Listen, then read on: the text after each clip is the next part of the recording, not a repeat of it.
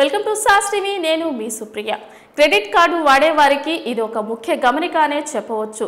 చాలా బ్యాంకులు కొన్ని రూల్స్ ను ఫాలో చేస్తున్నాయి. ముఖ్యంగా యూటిలిటీ బిల్స్ కి సంబంధించి ఈ రూల్స్ ని పాటిస్తున్నాయి బ్యాంకులు. ఎస్ బ్యాంకు, ఐడిఎఫ్సి బ్యాంకులు ఈ కార్డులకు సంబంధించి పర్టికులర్గా కొన్ని రూల్స్ ని ఫాలో చేస్తున్నాయి.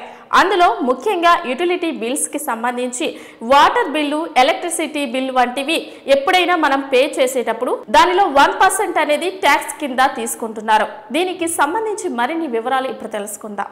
ఈ సూచనల ప్రకారం మీరు yes bank, IDFC first credit card వినియోగిస్తూ నెలవారీ కరెంట్ బిల్లు 1500 చెల్లిస్తుంటే అదనంగా 15 రూపాయలు చెల్లించాల్సి ఉంటుంది.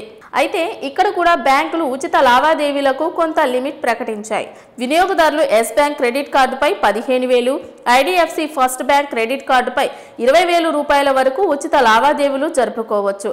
లిమిట్ దాటితే 1% ఛార్జీలు అమల్లోకి వస్తాయి. 18% జీఎస్టీని సైతం చెల్లించాల్సి ఉంటుంది.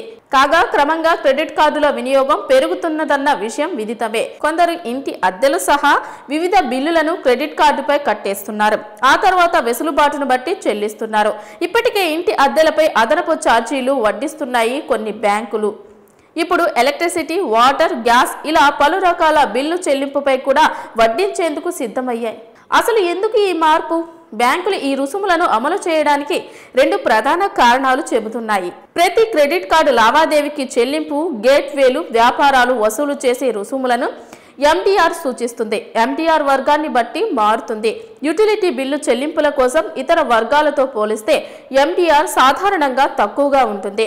ఇతర కొనుగోళ్లతో పోలిస్తే యూటిలిటీలను చెల్లించడానికి మీరు ఈ క్రెడిట్ కార్డుని ఉపయోగించినప్పుడు బ్యాంకులు తక్కువ డబ్బు సంపాదిస్తాయి. రెండోది, వ్యాపార దుర్వినియోగానికి సంభావ్యత కూడా కలుగుతుంది. కొన్ని వ్యాపారాలు తమ వ్యాపార సంబంధిత యూటిలిటీ బిల్లులను చెల్లించడానికి వ్యక్తిగత క్రెడిట్ కార్డులను దుర్వినియోగం చేయొచ్చు. సాధారణ కుటుంబానికి చెందిన యూటిలిటీ బిల్లు మొత్తం సాధారణంగా వ్యక్తిగత కార్డుపై క్రెడిట్ పరిమితికి కంటే తక్కువగా ఉంటుంది. కాబట్టి వ్యాపారులు తమ ప్రయోజనం కోసం దీనిని ఉపయోగించుకోవడం ఉత్సాహం కలిగిస్తుంది.